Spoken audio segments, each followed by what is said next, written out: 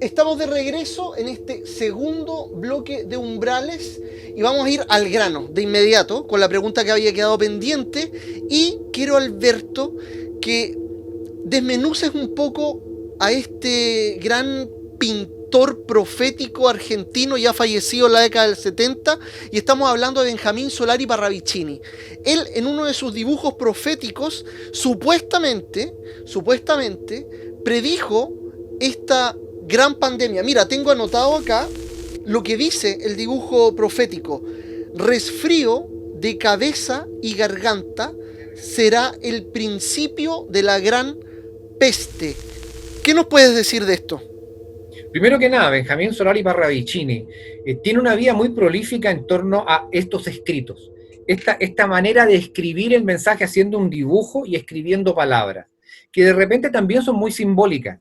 Pero cuidado, ¿eh? Él con respecto a lo que se trata, no solamente la pandemia, sino que todo el momento que estamos viviendo, tiene decenas de mensajes que si tú los ordenas uno junto a otro, él estaba preclaro en que había un momento violento y que era de cambio. Él lo hacía como argentino, debe ser por su personalidad, en donde finalmente hablaba de que la luz venía hacia Argentina, pero él también hablaba de esta peste, efectivamente, porque los males no eran uno, eran muchos. Era la guerra, era la traición, era el egoísmo, era la envidia, era el cambio de los tiempos, el cambio del egoísmo por el egoísmo, de la vanidad por la vanidad. De verdad que fue un hombre que realmente en un momento determinado tenía esa visión de futuro, tenía esa visión de algo está ocurriendo, como por ejemplo ver las torres de un castillo incendiándose y hablar prácticamente de lo que ocurrió en las Torres Gemelas, que claro, antes de que eso ocurra, nadie podía determinar que era así. Yo creo que es muy claro que hoy día, nosotros viendo lo que fue la Guerra Fría, ve lo que fue esta guerra biológica que hubo contenida en un momento determinado, estamos viviendo una situación de crisis que no les voy a cambiar el tema, pero la gran cantidad de población que tiene el mundo hoy día está creando grandes pandemias de hambre, está creando grandes pandemias sin agua potable, está creando grandes pandemias de muerte de gente por miseria. Y hay muchos que piensan, tal vez inducidos incluso por el mal, que hay que bajar la población. Pero el problema está en que hay que bajar la población en 14 veces lo que hay hoy día menos. Es decir, hay que dejar solo un quinceavo de la población que existe hoy. De 7.500 millones de habitantes bajar a solo 500 millones. ¿Y tú sabes cuál es la propuesta graciosa que hay? La peste. Es la primera. La peste que va a azotar a los países, a las naciones, y sin ver quién es quién. Y si no es eso, va a ser la guerra. Y esto es lo que muestra justamente Solari Parravicini, que muestra que la guerra sí está presente en sus contenidos, en lo que se viene muy pronto. Ahí quiero detenerme un segundo, Alberto, porque como tú bien decías, y el profesor Cepeda también, en este tiempo han surgido muchos profetas, muchas personas que dicen ver el futuro y cosas que van a ocurrir, pero ¿en qué punto uno debería creer en ellos? ¿En qué punto? O uno, ¿Era un profeta? claro, ¿en qué punto uno quizás se vuelve escéptico y no cree en nada? ¿O realmente uno debiera creer en esto? Es muy buena pregunta la tuya, Hugo, por un motivo muy simple. La gente hoy día está más sensible.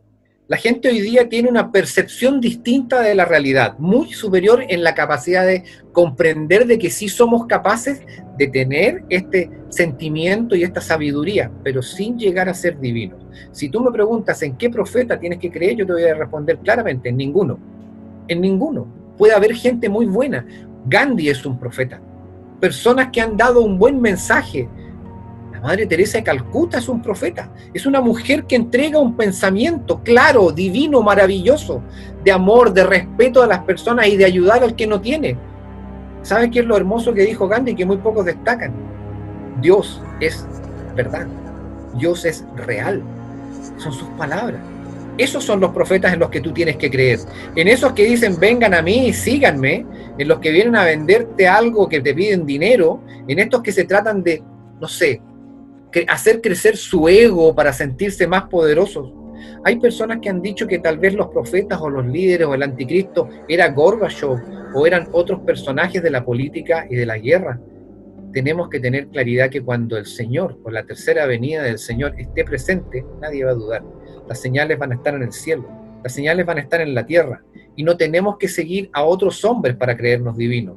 Tenemos que ver la divinidad donde es divina, y en esa divinidad está en su esencia, en su llegada, en lo que dicen los escritos, con claridad y perfección. No tenemos que salir corriendo detrás de alguien. Nunca.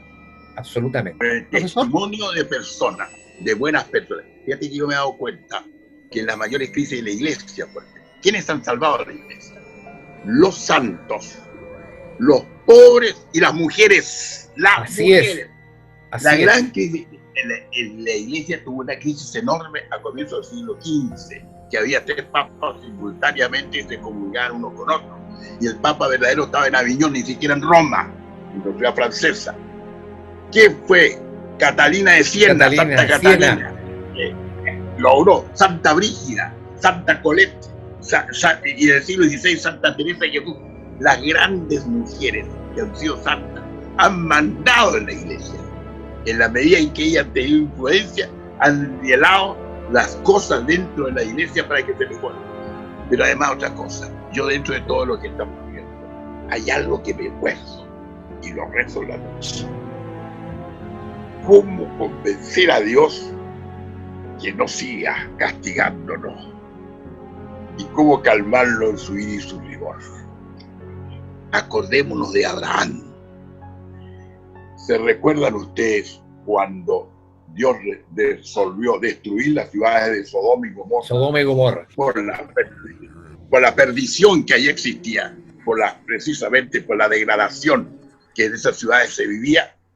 Abraham le dijo, pero Señor, supongamos que haya 100 justos ahí en esa ciudad, en Sodoma. Bueno, le contestó Dios, si hay 100 justos, perdono la ciudad por amor a esos 100 justos. Abraham llegó y entonces bajó un poco.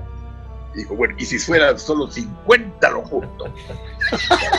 50 perdonó la ciudad. Bueno, le dijo. Y si fueran 40 nomás. Y es verdad. Mira, perdón, Señor, que hable nuevamente. Soy polvo de la tierra. Y si fuesen solo 20, por 20, por amor, estos 20, claro. Perdón. Por última vez voy a hablar, Señor. Y si los justos fuesen 10, por amor a esos 10, perdona. No había 10 justos. Solamente no había 10 justos. No había 10 justos. Entonces el problema hay que resolver. ¿Cómo no hay algunos justos en el mundo? Y Dios, por amor a estos justos, nos perdone a todos nosotros los pecadores. Los hay, Hugo. Los hay. Hay gente muy buena. Hay gente muy buena. Pero la masa de gente no está siendo buena, está siendo incluso cobarde. No respetando lo que ellos creen, no siguiendo el camino. Quiero detenerme un poquito ahí. Porque se ha escuchado en distintas partes del mundo, hay mucha gente que ha grabado sonidos extraños como llamados de trompeta. Como las trompetas en el cielo. Quiero que veamos un video acerca de estas manifestaciones que a la vista serían llamados bíblicos. Veamos. En el cielo retumbando, no sé. Se escucha como...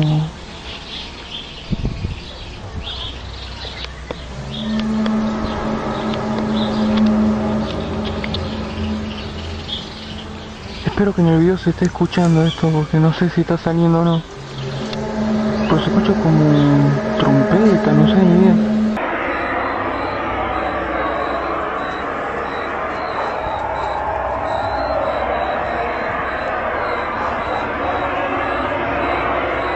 Qué raro. Yo nunca había escuchado así.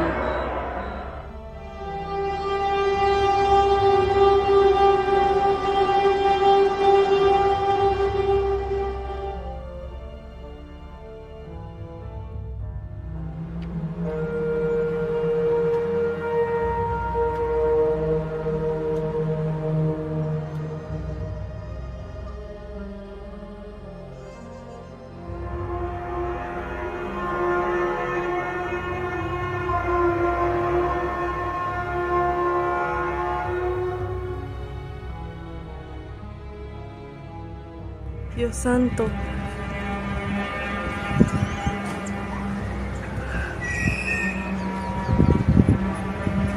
A la madre.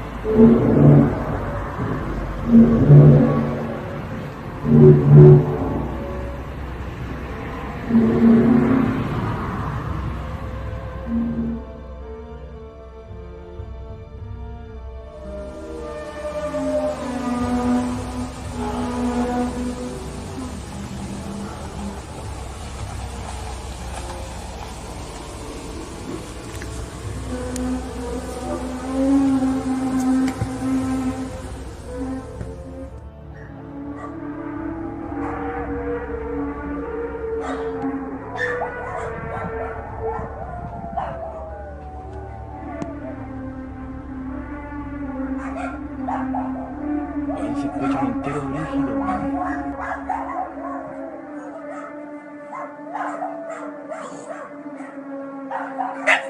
Que la cagó, weón.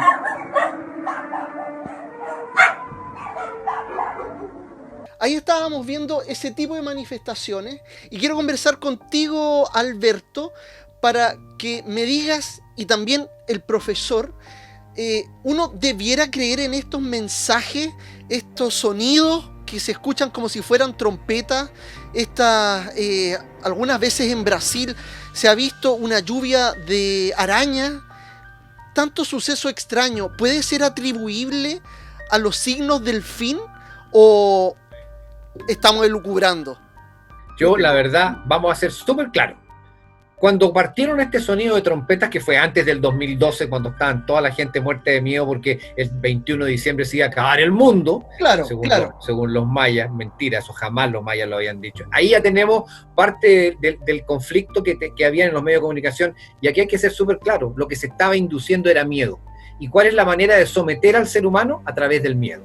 Primero que nada, cuando tú me hablas de los sonidos, esos sonidos de trompeta, de los cuales yo soy testigo de un caso, a mí me tocó escuchar estos sonidos en el cielo, en la alta cordillera, y efectivamente no se sentían abajo, se sentían arriba.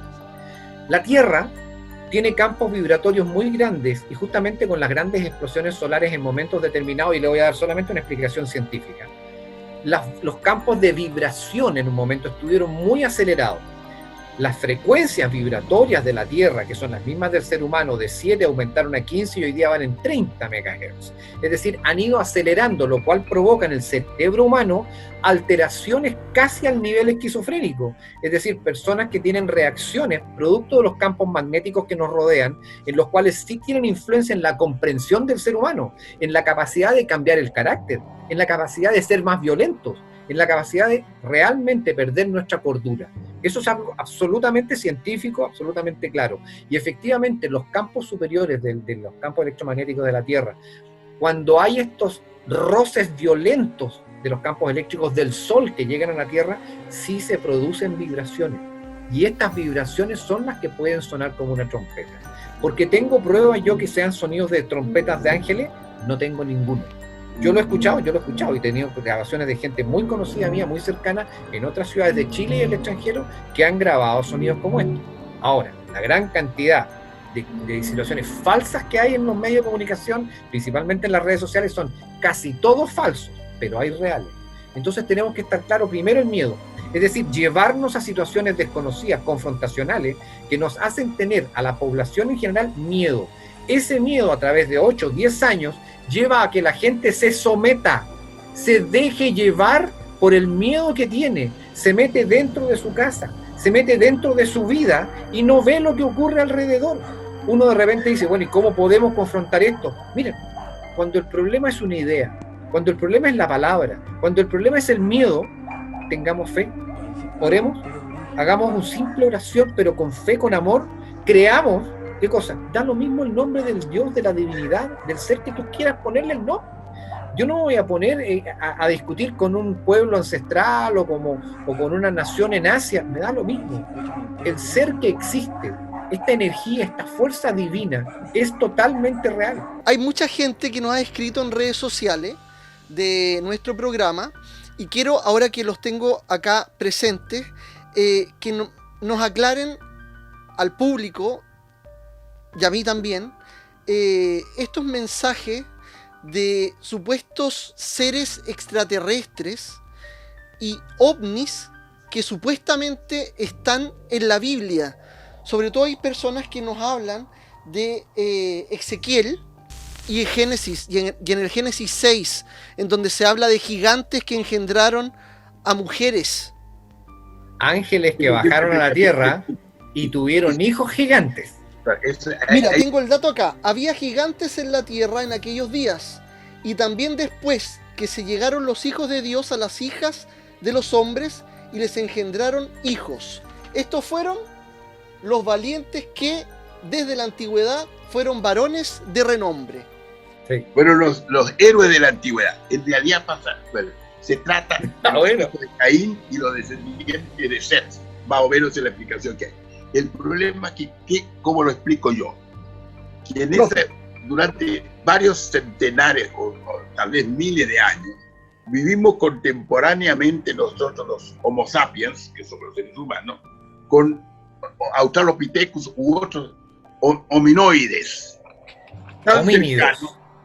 Que podía incluso engendrarse en ellos, así como las mulas, fruto de caballo y burro, ¿sabes?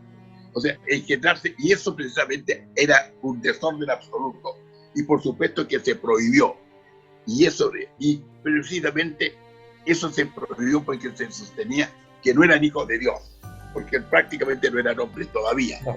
Esa podría ser una de las explicaciones. Una explicación. Pero es sumamente muy misterioso. Y lo otro que es muy misterioso es la última parte, que es antepasados que fueron los héroes de la antigüedad. Claro. Hay influencia Sí. misteriosa que coincide mucho con la teogonía griega, ¿sabes? En ese aspecto de esa mezcla de dioses, semidioses, de hombres. Porque yo creo que en la antigüedad había una especie de inteligencia común. Yo creo que el ser humano, desde que es Homo sapiens, el cerebro es exactamente igual, de hace 70.000 años. Sabios, por ejemplo, que vivían 14.000 años atrás, tan inteligente como Einstein, por ejemplo, que no tenían muchas veces la técnica para poder descubrir muchas cosas.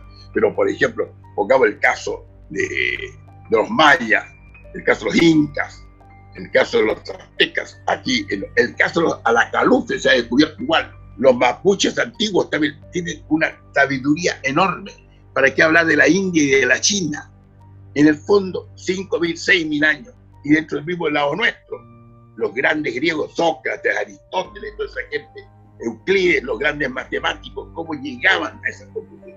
¿Cómo podían saber del átomo, de las pequeñas partículas de la vida biológica? Los egipcios, con la construcción de las pirámides, Claro. descubrían hasta el cuadrante terrestre. Enseguida otros casos también, los arquitectos romanos, como ese acueducto que llegan a Roma, ¿cómo pudieron hacerlo? Son 190 kilómetros y llega el agua en un acueducto de tal manera está hecho que al cabo de 37 metros disminuye 1 milímetro para poder llegar a Roma de bacán. Entonces, en el fondo, la sabiduría humana existió siempre, pero cuando se pierde la sabiduría humana, por la soberbia. Por la soberbia. Por la soberbia. ¿Cuál es tu opinión, Alberto, al respecto? ¿Habrán existido estos seres mitológicos o realmente llamados extraterrestres en la Biblia? ¿Qué crees tú, sobre todo con la visión de Ezequiel? La Biblia es clara en explicar situaciones que hoy día tecnológicamente nosotros podemos a su vez explicarlas como si fueran a los alienígenas ancestrales que están tan de moda. Claro. Obviamente la nave de Ezequiel, que son estas esferas que giraban entre medio de ellas mismas, que hoy día esas máquinas sí existen, pero hace 50 años no lo hacían. Claro, hace 2000, hace 4000 años atrás tampoco las había.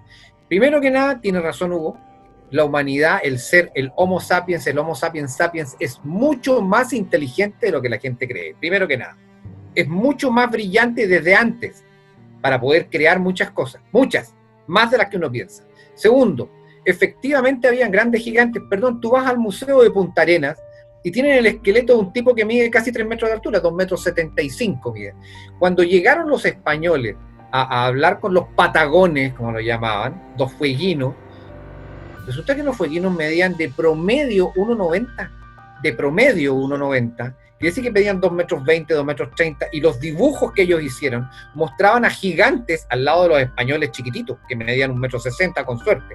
Entonces, hay muchas cosas que la gente desconoce de las realidades, pero estas tecnologías, estos carros de fuego, estos dragones, estos dogones, estos seres, estas máquinas que en un momento determinado parecen expresar, Dios se puede expresar de muchas maneras.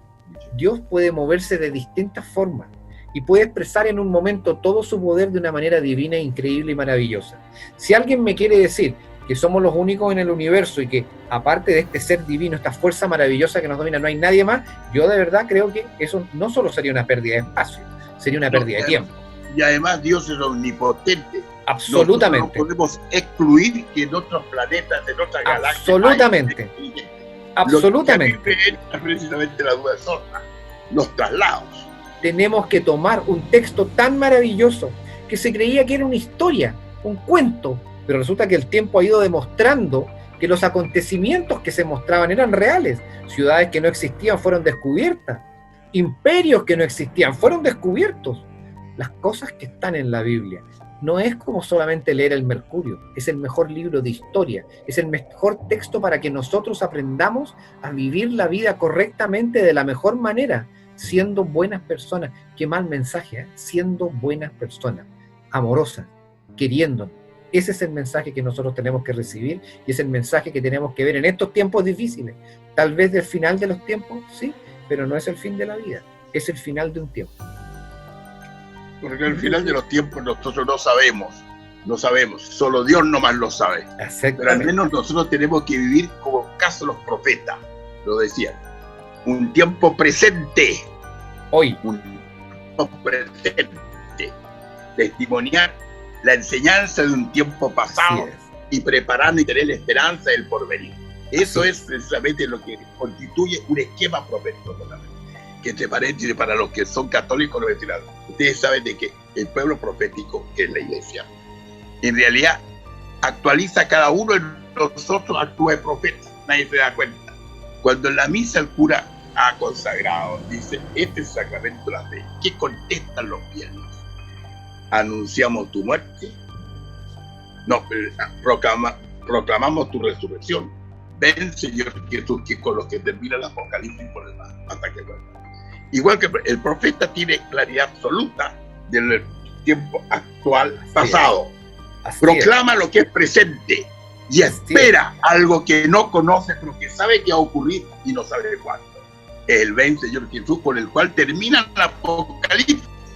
Esa es la última frase del Apocalipsis. La última frase. Y eso realmente y eso se renueva en la misa, pero los católicos no se dan cuenta cuando actúan como profetas. Eso es su acción profética. Y yo creo que ahí, porque en el fondo lo importante es saber amar. Y ahí yo respeto a todas las personas que tienen religión o incluso gente que no tiene religión pero que tiene buena voluntad. Yo he conocido muchas personas que no son religiosas, agnósticos y todo, pero que sin embargo su actuación en la vida ha sido recta, servicio a los demás, altruista, y que buscan la verdad. No la han encontrado, en mi opinión, pero van ahí. Para ellos van en el camino. Y yo creo que lo importante, más que pensar en la meta, es el camino que hay que recorrer.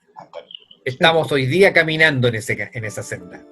Estimados, les quiero agradecer infinitamente haber participado en este capítulo.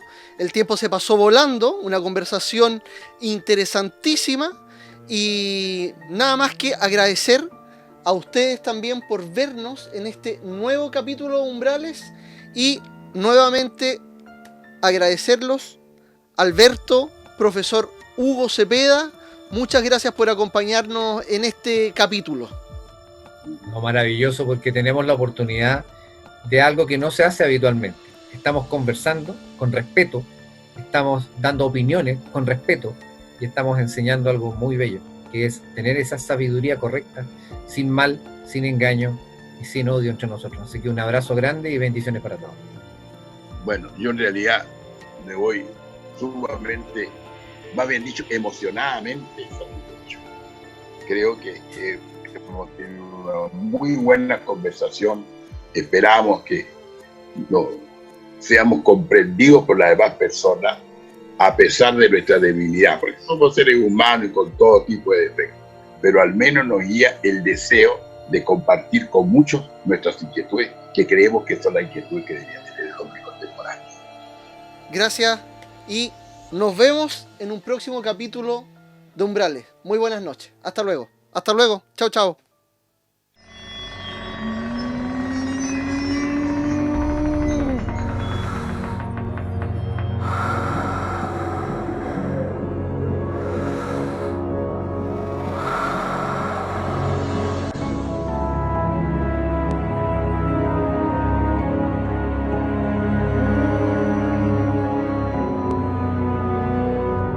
Umbrales.